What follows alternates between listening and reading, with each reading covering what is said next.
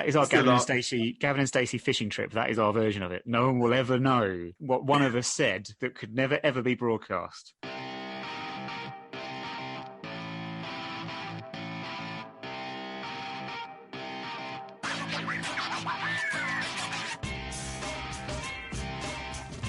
All right, everybody, and welcome to the 9 Years podcast, episode number 235. A nice round number. We do love a round number here on the 9 Years podcast. Yes, I realise the irony in what I've just said. I am Nick Draper. I am joined by the face of the BBC Sport website, Mr. Stuart Deakins. Thank you very much for downloading the show this week. We are going to be reviewing our defeat to Bristol Rovers in League One from last Saturday, and we might talk about another game that happened this week very, very quickly. But we've got lots of other football topics to discuss this week, including and chiefly the issues with fans in stadiums and the finances involved and surrounding that. But before we do anything else, we should do a shout out and a call out. A shout out is to whoever is currently installing our crest on the side of the West Stand in Plough Lane, Wimbledon. It's looking... I hadn't even thought about, Stu, a crest. Like you see, every time you go to one of these new grounds around the country, the last one I went to was Rotherham, and they've got the huge crest on the side of the ground, and you can see it from miles away. Maybe not. Well, depending on how the land lies, I suppose. Hadn't even thought about it for us. And now I see it being installed, perhaps backlit, LEDs, whatever it is. Looking beautiful, looking sharp. Very, very exciting. Yeah, do you know what? Obviously, I've been fortunate enough to go to games for the last 4, and every time I've been there, I think I missed this year on Saturday, something else is being done. From it being tarmacking or something else has been opened up. And I got quite excited by it, just because it's like, in a way, that's now personalising it. That's our ground. And the new badge, I really like the new badge. It's it's just simple, isn't it? It's nice. But then, of course, we know George Jones sent round the actual plans, didn't he, to our WhatsApp group. And I ended up, for the last hour before we started recording this, I ended up looking through the designs for the lighting, the backlighting, and then went back through the ground plans for the stadium. Just because at the moment, the plans were always plans, but now those plans are now starting to be in real bricks and mortar. And we could all see it coming together. Do you know, many years ago, Stu, I was working on a project at Milton Keynes Central, and it involved me having to go to the Milton Keynes Council offices to look at some plans. And as I was there, I just happened to ask, because I was there in my AFC Wimbledon shirt. So this must have been 2002, 2003. Yeah. And I just asked to have a look at the plans for the stadium. I was entitled to do it, so I did. And I saw what they had planned, and it was horrendous. I don't know why I did it. I'm sure it made sense to me at the time why I was doing it, but who knows? Anyway, that's another story for another time, even though I don't think there's much more to it, to be honest with you. Call out this week is for, we might have a disagreement on this one, Stu, for the pizza trophy, which, I'm not a fan of. But I noticed this week, and it was highlighted by Ray Armfield on Twitter, the number of Arsenal players. Arsenal under-23s will be playing, or was it under-21s? Under-23s. I think it says 20. I think it says under-21s on the actual fixture. Okay. But I think I don't look at the rules, to be honest with you, who they can play, because as you're going to say, they don't follow them.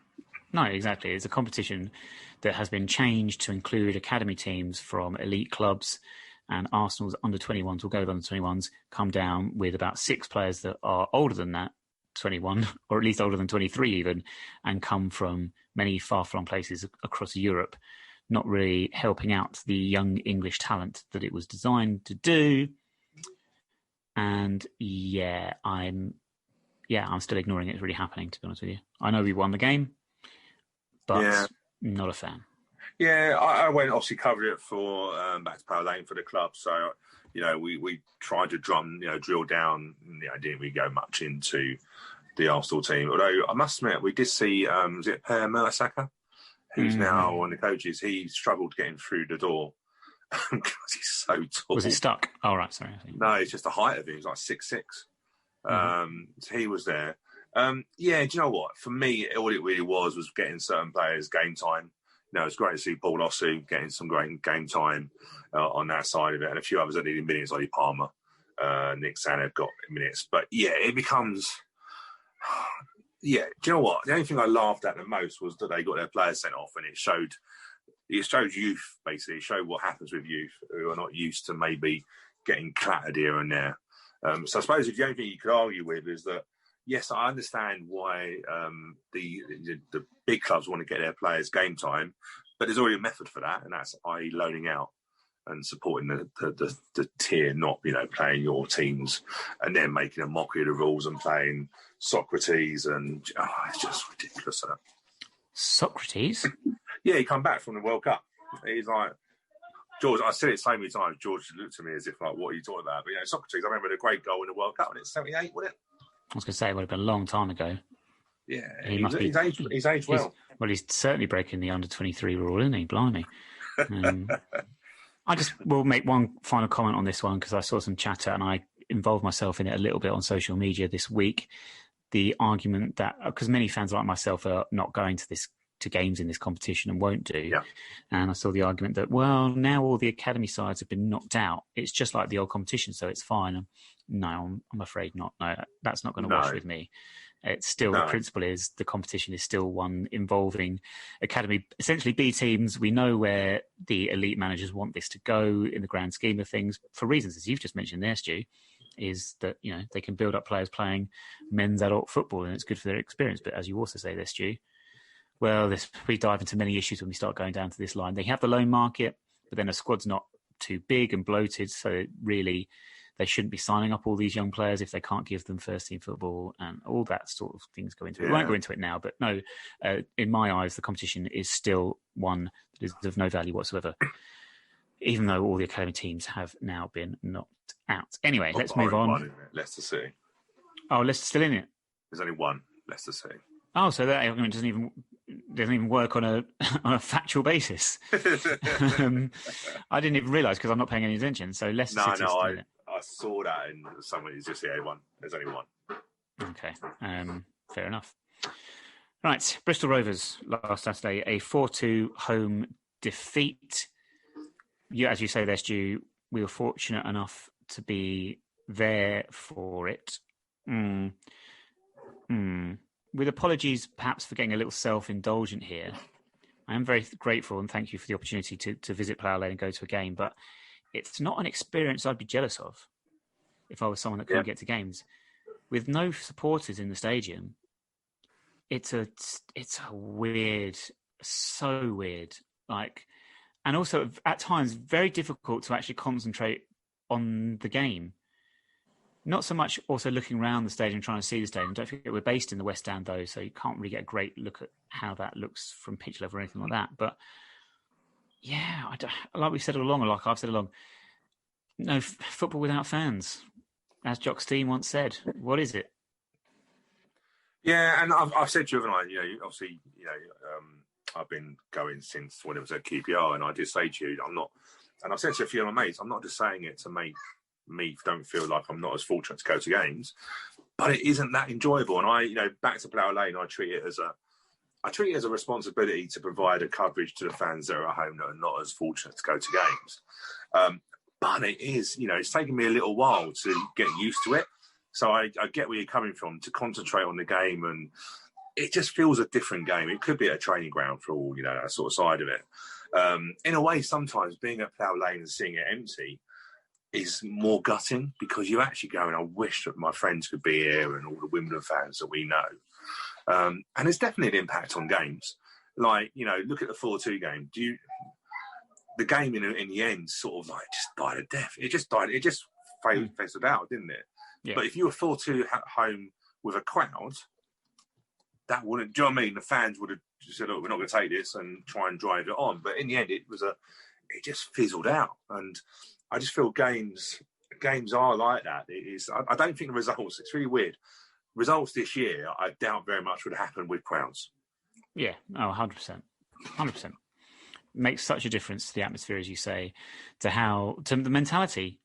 We asked Ben Hennigan about this, and of course there is a professional line you have to mention and say that every game's the same, you treat it the same. Of course you do, but you're removing a big part of football in this country especially, and I think it shows. But hey, Bristol Rovers very good on the day, deserve their victory.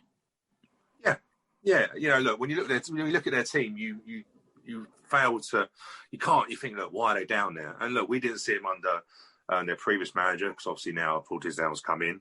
He's a very experienced manager. I think that in probably about 800 games he's managed, in terms of through his career. And you could tell very quickly that he'd got their team into a very good shape. And some little things like the free kick routine got done by it. To be fair, we've done very similar and scored that way. You think about the first goal at Doncaster, home to Doncaster, we've done a very much reverse move that way. And do you know what? They punished us. We weren't at the races. It's probably one game too many.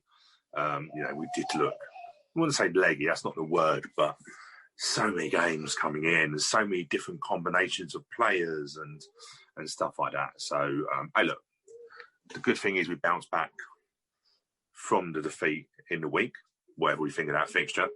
But yeah, you just put it. I saw a lot of comments of, this is terrible and stuff like that, but we just have to accept it. One game, not going to get too despondent. Although Ben Hennigan got another goal, didn't he? And Joe Pigott just loves Plough Lane. Why would you want to go anywhere else? Especially when fans are back, hopefully in January, when there'll be people to see him scoring goals for us. But yes, he took the penalty very well.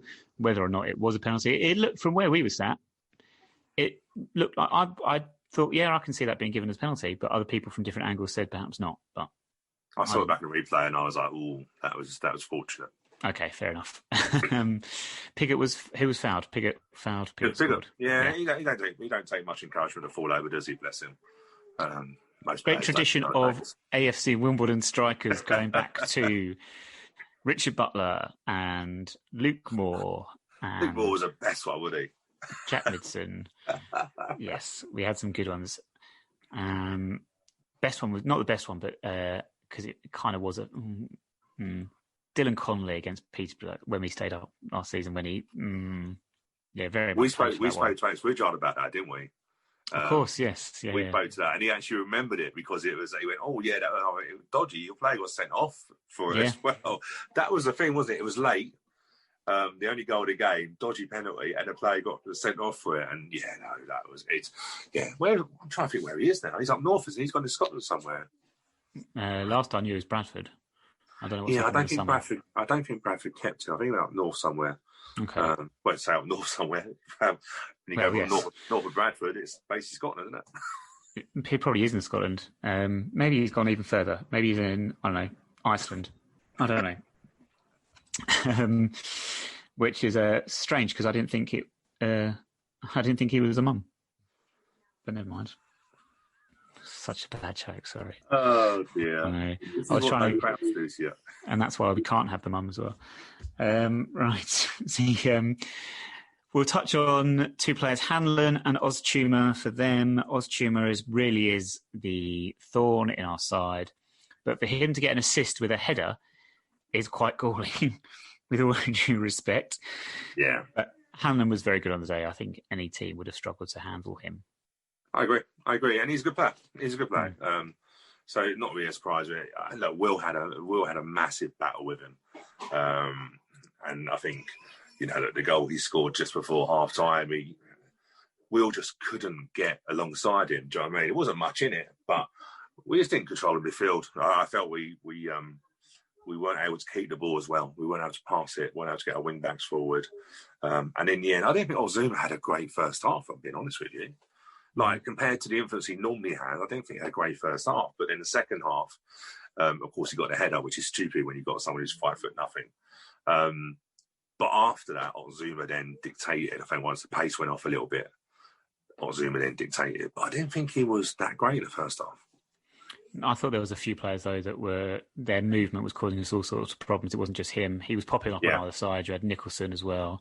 And we mentioned like Westbrook and Grant and that. But the Nicholson, his equalising goal is one I don't think we can't. It just shouldn't be allowed to happen, should it, really? It turns into Diego Maradona. Yeah. Yeah, take him out.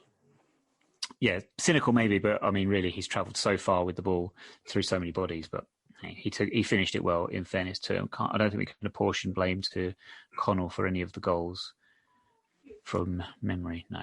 Very quickly, Dylan Connolly is at St Mirren. Oh, yeah, there you go. Yeah, he scored 2 goals this season already. I wish I could, at this point, give some insight into St Mirren. They are Scottish. They're in the Scottish Prem, aren't they? Yeah, they're in the Scottish Premiership. Yeah, scored away at Dundee and a home to Partick.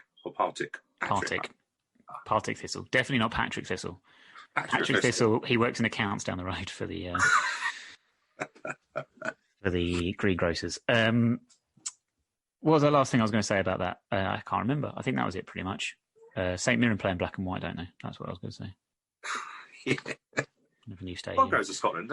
It seems like a natural movement, didn't it, to go to Scotland? You know, Lyle was in Scotland, Pinnock's in Scotland. No one else is in Scotland. But you know what I mean? It can be a way you can. George Oakley's in Scotland as well. Well, he did go to Inverness, didn't he? Yes, but I have a feeling that was just a way of you to get Lyle's name mentioned on the podcast. And there was nothing else to that. That whole thing was a big setup. Always get him in, bless. Always get Lyle in somehow. Right. We're mid-table, as you said, Stu. That's what I was going to say. We're mid-table. You're going to win some. You're going to lose some. I moan about social media a lot. Definitely the saturation coverage of football. And yes, we could argue that we're guilty of it doing a weekly podcast as well. But sometimes you do tend to fixate on one result far too much. And I mean, that's it. Every week, seasons do feel like they're going on forever now because every week is a roller coaster. It's win one week, playoffs, and then lose next week. And it's like, oh, we keep up this up and we're going down. And it's, no, we're just quite happily coasting along mid-table. That's where we are at the moment. Just 20 points. 20 points this stage of the season isn't, I think we'd have all taken that, wouldn't we, before Christmas? Yeah. On that side. I've said to you before, I strongly feel, fans are missing football so much. So I think naturally in this unfortunate, COVID environment we're in at the moment, you take the wins are great and you get excited because we want to get excited about something. And then when you lose, it's the worst thing in the world. Do you know what I mean? I think that's what it is. I think if we had fans at games, we would have a little bit of a diluted sort of side of it. So my son isn't crying over football. He's just, I don't know what he's done, bless him. The reason he's crying is because you're forcing him to listen to this podcast. He's like, what are you doing to me, Dad? Why? Why do I have to suffer through this? They're going to start talking about tea and wrestling in a minute, and then I really will be kicking off. But I think that's what I feel, because there's such a big high and such a low, do you know what I mean? And I think that's very much what's happening this season. And do you know what? I get that. Totally get it. Next on the agenda, tea and wrestling. No, it is not the worst thing in the world to lose a game here and there. What is the worst thing in the world, Stu, is something we mentioned last week, and I cannot believe, given the information that you have shared with me for this podcast, that FA Cup televised games have been announced, and Manchester United versus Watford is actually on the list. BT have actually picked Man United versus Watford. Advance warning for language here. What the fuck is going on? It really annoyed me, because the third round is every club who start from the first round or even a full qualifying round, and some are further back than that. It's get to the third round, get a draw, get some money, and we know that we can't get crowds in certain games. And I just thought, maybe I thought wrongly, but I thought BBC, paid by the public, funded by the public, and the other companies might go, do you know what? Let's not use Premiership teams. It's only 75 grand. I say only. I think it was 140 last year. Mm. So it's 75 grand to each team that gets live coverage. I thought that would be their reward. And I just, after Liverpool, Man United, Watford, Villa, Liverpool, they're on all the time. So why there's 7 other fixtures that I felt could have been covered. Don't get me wrong, BT are covering Stockport, West Ham. Yeah, get that completely. Crawley, Leeds. Yeah. Marine versus Spurs, totally get. And Newport versus Brighton. Newport can't have any crowd because they're in Wales, because of course they have different rules across the border on that side of it. But I just felt, even something stupid like Cheltenham versus Mansfield. It may sound stupid to be on TV, but both teams will get 75k, and at the moment, 75 grand is a big money for them. Huge slice of money. And I mean, Canvey Island or Boreham Wood versus Millwall, that not being televised? No. I can only assume that's because that fixture still isn't been decided. But whoever wins that game, yeah, exactly. And I just, Exeter versus Sheffield Wednesday, Bristol Rovers versus Sheffield United. all the clubs at the moment, we can go on to the bailout money a little bit later. But I just felt the TV companies surely they would have thought that way. And I don't think any football fans would have begrudged that. It's not as if we haven't got much football at the moment. We're saturated with football. I noticed the other day that Amazon Prime have got like 23 fixtures this month. In a month. I'm like, wow. Yeah. I mean, I remember this from last season, isn't it? Because of the Boxing Day fixtures, you get the match choice. You pick whichever one you want to watch. Yeah. Yeah. So that it just frustrated me. I just think clubs are really struggling. The Premier League haven't done much to help them out. The TV companies keep moaning and they haven't done nothing, especially for BBC. I just think, you know what, you want to be in touch with what's going on, but they obviously are not. They've gone for Arsenal Newcastle on the BBC. What the hell is that about? Who actually wants to watch that? Yeah. There are Arsenal and Newcastle fans that don't want to watch that. No. Villa, actually, I put Liverpool twice. I just noticed that. Villa, Liverpool, I get that in a way. Villa slaughtered Liverpool. But then Liverpool haven't got the same team now. Klopp moaning about his injuries and playing so many games in so many days. So, frustrating. And, of course, Crawley got the home tie against Leeds. Which would have been nice if we got through, and if we'd got Leeds. Yeah. But Plough Lane after the game many, many, many years ago in the cup. Many, many years ago, before you or I were born, Leeds, for me, as a young woman fan, would always be Tony Yeboah playing keepy-uppy through our defence and then smashing the ball into the crossbar. Remains the greatest goal I have ever seen live, with perhaps a tip to Danny Oakins one against you from the halfway line. You know what? My first game at Leeds, I went to Ellen Road. It was the first time I saw Leeds, and they had the season they won the league. I think they were champions. Cannona was playing for Leeds, and Warren Barton scored an unbelievable goal. And at that time, Leeds had an open side terrace, and we were there. And but they beat us 5-1. Lee Chapman was up front for Leeds. But that was my first encounter at Leeds. But Tony Yeboah. And he did the same thing. The funny thing was, he did the same similar thing, didn't he, at home to Liverpool? Goal in that same season. Hit the crossbar and that. He was a quite good little player, wasn't he? Yeah, he certainly packed a punch, shall we say, to use a football cliche. Let's move on.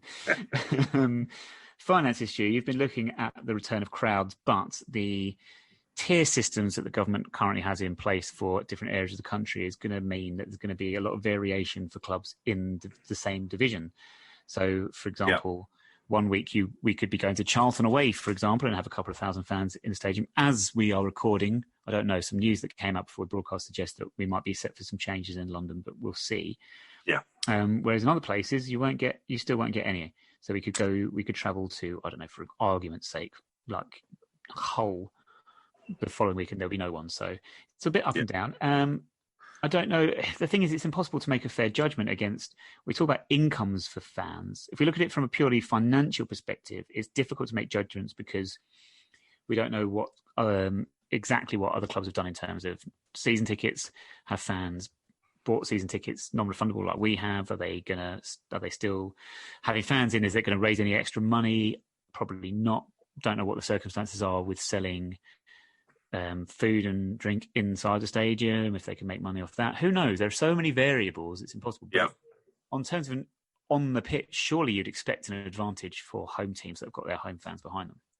Well, I think it's interesting because I think it's even, some clubs have said that actually by opening up, they will lose money, in terms of the funding. But it's so different. If you look at tier two, so if you look at, for example, in League One and who is in Tier 2, so they can have a maximum of 2,000 fans. You've got ourselves, obviously, we can't do that at the moment. Charlton, Crewe, Pompey, Swindon. But if you look at Pompey have a 17,000 average from last season. And they got 2,000 in. But if you look at Northampton, they had 5,500 last year and they got just under 2,000. So, some of these clubs, if you look into, and when you look into League 2, that it's even more interesting. Because actually some of these clubs can actually get near enough their full attendance that they had last year because they're in that tier and their ground isn't as big.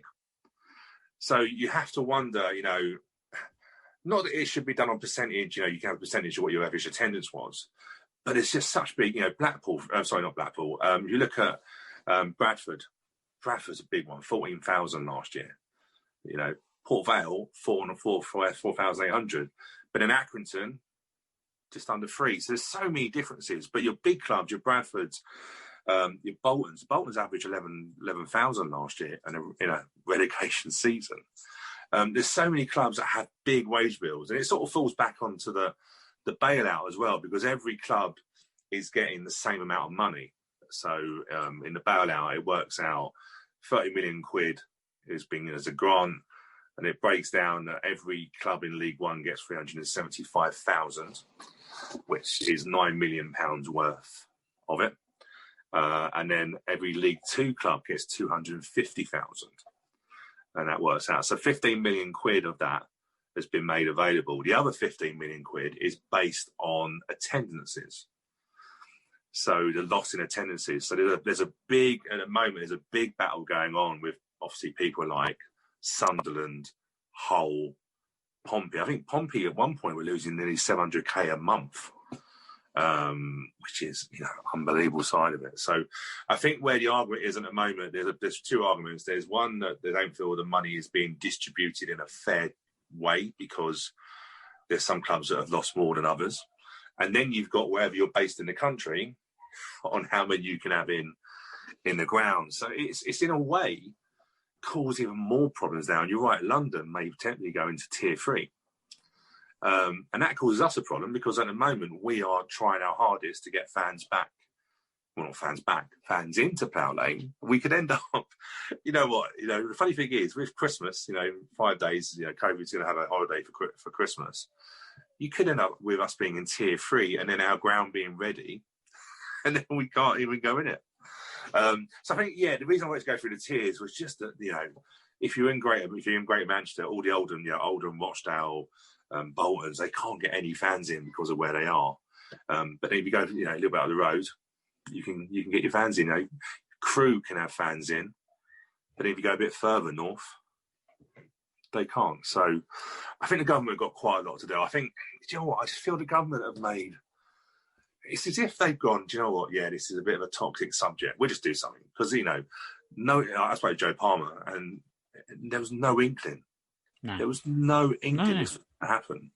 And it feels like just some sort of random gesture. But it just doesn't make any sense, especially if some clubs actually lose money for opening up. It just doesn't seem sensible. Well, no, that is a point I will come to, that the cost of actually opening stadiums, getting fans in, not going to be worth the expense of it for certain clubs. The government do tend to drop announcements without consulting or letting people know. I work in education, obviously. Exams were cancelled this June. We found out when Gavin Williamson said it on TV, live TV. We found out, the exam boards found out, no exams at that moment. It's like, great, thanks for that. That was really helpful. And same with football clubs being told they can open up. And then, as you say, Stu, the associated costs of actually paying stewards to do this. I mean, hey, look, it's great because people need work and people need money because the economy is just in an absolute state. And I dread to think what it's going to be like this time next year. So it's good from that perspective. But then will some clubs go, actually, do you know what? For the cost of it, it's not worth us even doing it.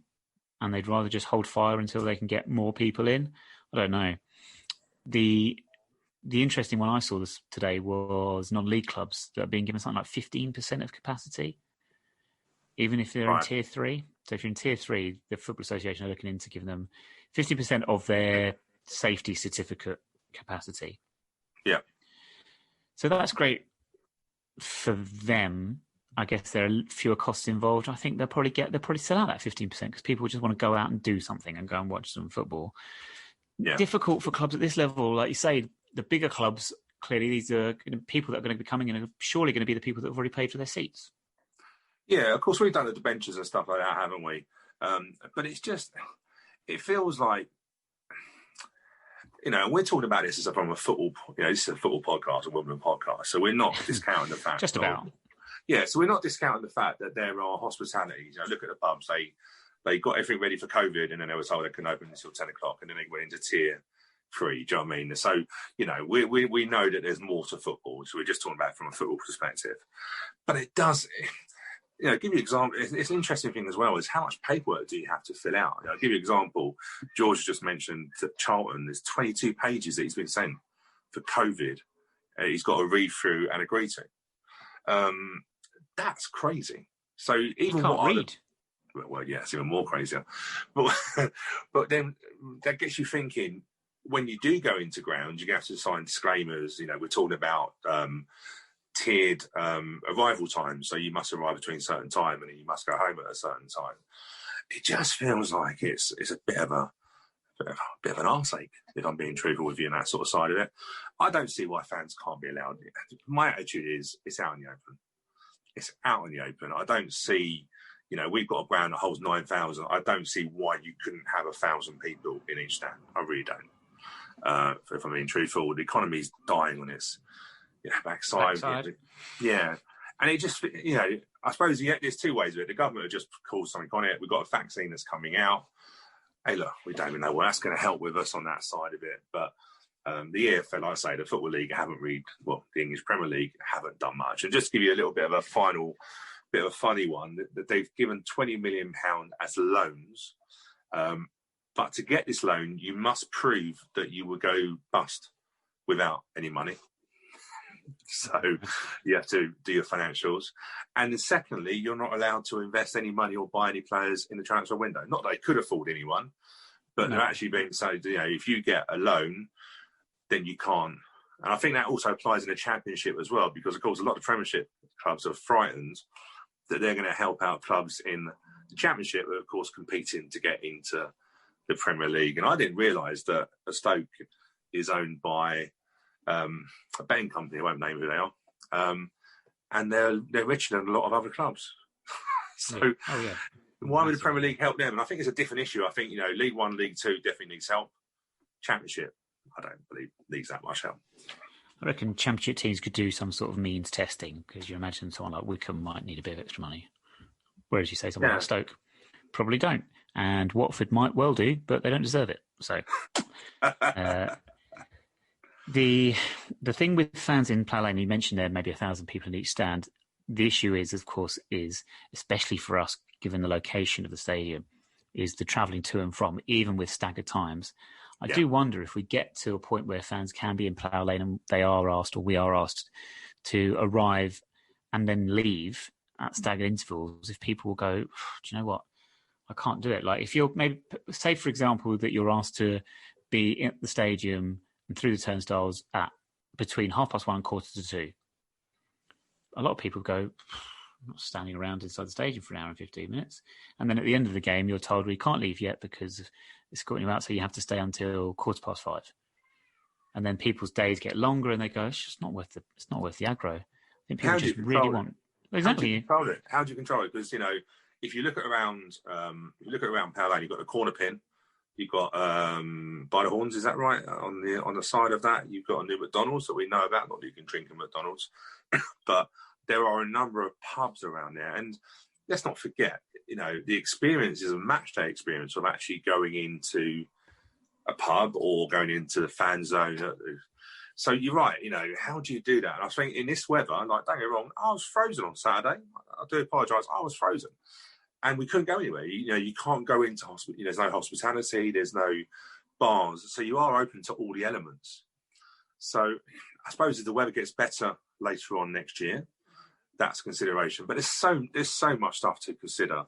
I do really feel, you know, like I say, I was lucky enough to chat to Joe the other day, and I could see a look in his face when you have to look at all the stuff they have to do.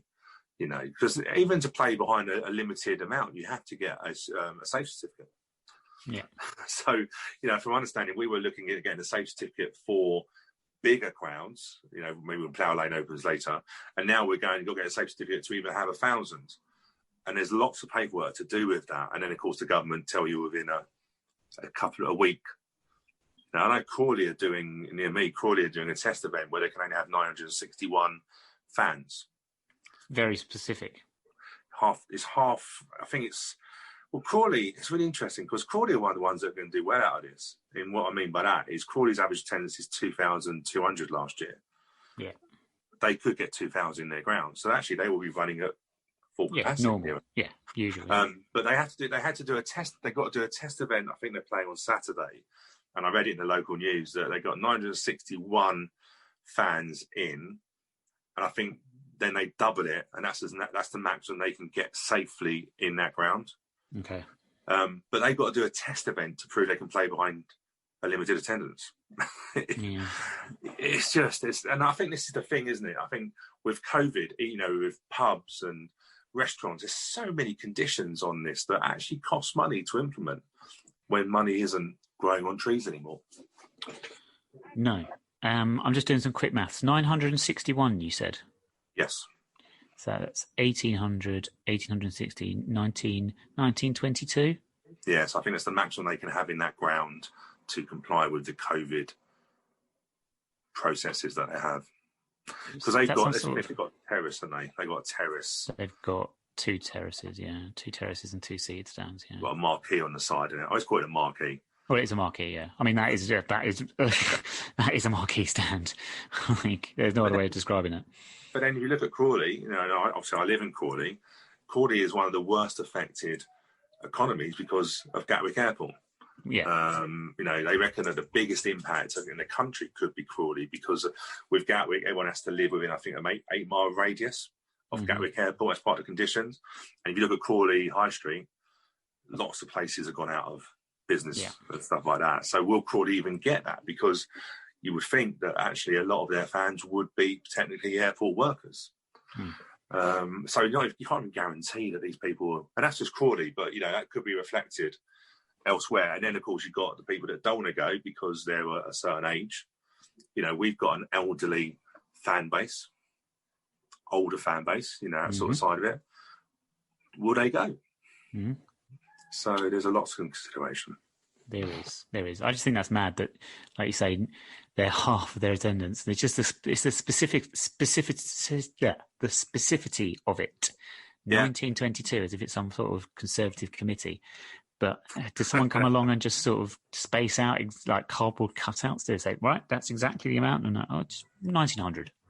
Anyway, that just seems logical to me. I could be very wrong. Right, we do need to move on. Sadly, let's finish with, before we get to the game, let's talk about Charlton, a team that do have fans in stadiums, a couple of thousand in the Valley on Saturday. They're currently 6th in League One, doing all right for themselves. Yeah. Only won 1 of the last 5, though, so maybe a good time to play them. Not what was our last couple of results at the Valley haven't been great since the best away game ever back in 2016. I knew that was coming. From the Don Polion wonder goal and the Tyrone Barnett bullet header, similar to Marcus Gale versus Manchester United, if not slightly better and more important. What are you expecting from the game on Saturday? It's definitely going to be a tougher game than when we played them in the Football League Cup. No, actually not. It's trophy. Sorry, the trophy we call it. It's going to be more difficult. Yeah, we played 2-1. First game of QPR, 2-1 win. Oh, right. Okay. I think Terrell Thomas from memory. I think. Didn't Roscoe score? Yes. Yes, I do remember it. Yeah, I do. But that was the first game that we played, and I think it's going to be a lot more difficult game than that. You're right in terms of form; they did pick up from there, but I know Lee Bowyer did actually moan about the fans coming into the ground, which was quite interesting, of their negativity. Well, I don't think they're allowed to sing anyway. I don't think they're allowed to shout or sing. Anyway, a sidetracking on that. This is. I mean, we've not spoken. This is lunacy. Like you said earlier, Stu, they're going to sit in an outdoor arena. Yeah. They have to still wear a face covering, and they can't shout or sing, and they also can't sit within 2 meters of anyone. At minimum 2 meters, by the looks of some of these stadia. Yeah, lunacy. It's just lunacy, honestly. It's like Arsenal and some team in Buckinghamshire. There's going to be no problem with that. They comply with that without COVID restriction. Yeah. Watford. Yeah. But yeah, so do you know what? It's a difficult one, isn't it? You just don't know with these big stadiums and stuff. But our away form is decent. We are probably better away from home than we are at home. Not much in it, but we've had some good results on the road, and we beat Fleetwood and beat Rochdale and Swindon. So I'm thinking we might get a draw there on Saturday. Are you saying 0-0? No, I don't think. You're stealing my gimmick. Like, no, I think there's going to be goals. I think something like 2-2. Okay, all right. That'll be entertaining. there are many goals this season. We are enjoying some goal fests like Saturday, just unfortunately in the wrong net. I will go then for a 0-0 draw. Let's do the game. Yes. Sadly, Stu, as is often the case, I find myself in a situation where I have to say I've not got it up.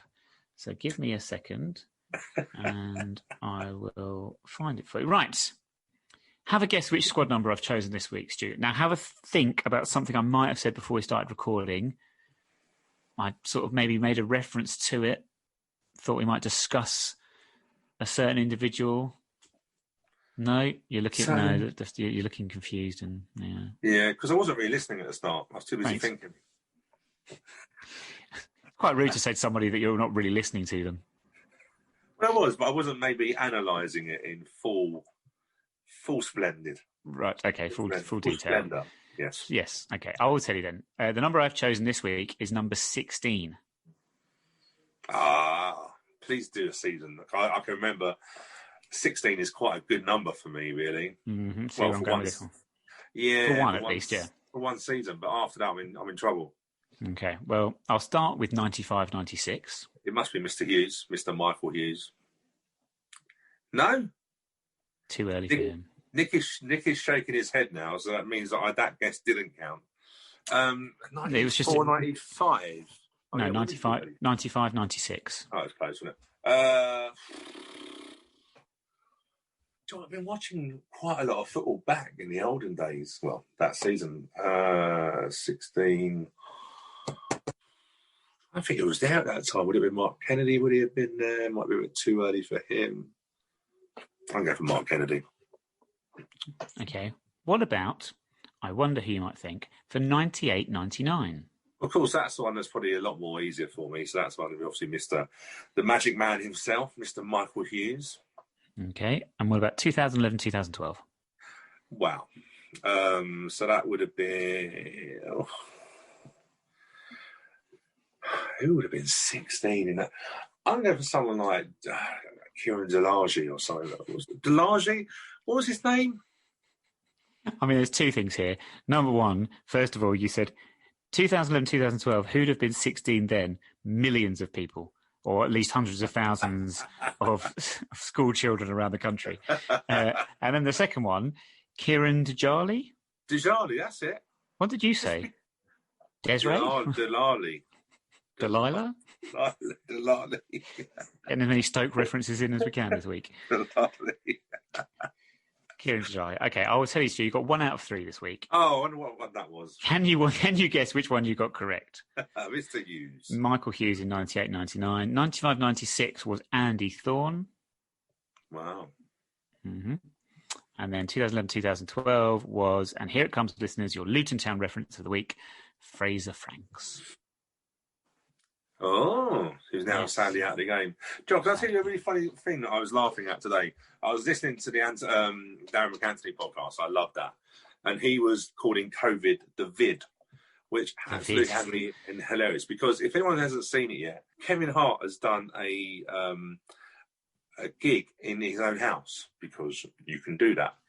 It's the hilarious thing. But basically now he says, you got the vid.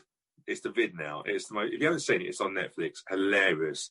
Me and my wife watched it the other night because we just needed cheering up, and I was crying with laughter. Very funny person. But yeah, anyone's got COVID, they got the vid. No relation to Bret Hart, of course. And the vid reminds me of when Rocky Maivia changed himself into The Rock, making himself some sort of superhero character. Unfortunately, COVID-19 is as far removed from that as you can. I saw The Undertaker talking the other day. He's retired now, isn't he? Yeah. I mean, officially, finally, this occasion, finally has retired, not coming back this time ever until he decides to come back. Yeah. I saw an interview with him. It was on some morning programme. I've never heard him speak before, because he just doesn't speak, does he? He's that sort of character. And he sounded quite normal. If you're not familiar with wrestling, then no, you probably haven't heard him speak with his broad Texan accent. But yeah, so it's quite interesting. Yeah, quite interesting. Lovely man.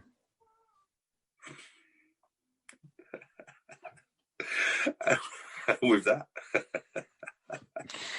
And with that, I think that is everything for this week. Thank you very much for listening. Stu, is there anything we need to add? I think that is everything. That's it, isn't it? Yeah. Nothing really else happened, is it, really, apart from that? No, that's it. We're just counting down. To Christmas is around the corner. It is indeed. Cannot wait. Yeah. And we should mention, of course, that Patreons have an interview with Ben Hennigan to listen to. So patreon.com/9YRS podcast. If you are a patron, that is on there now for you to download. And if you'd like to listen to that, you can sign up for £5 a month. So head over to patreon.com/9YRS podcast. Ben, very nice man from up north, making his way down south for the first time in his career. And we had a good chat with him. So please check it out. He's a nice guy, wasn't he? Very nice. Nice guy. Didn't like the rent. I'm not surprised going from Manchester to London. Yeah, I mean... And was very honest about why he joined us. I love that honesty in people. He was very, very honest, and his tea-making skills were on point. Yeah, big time. Massively. Right, that is it. Thank you for listening. Thank you, Stu, for joining me. Thank you. And all that's left to say is Alexa Bliss, bag first, milk last, 2 + 2 = 4. And we shall speak to you again next week.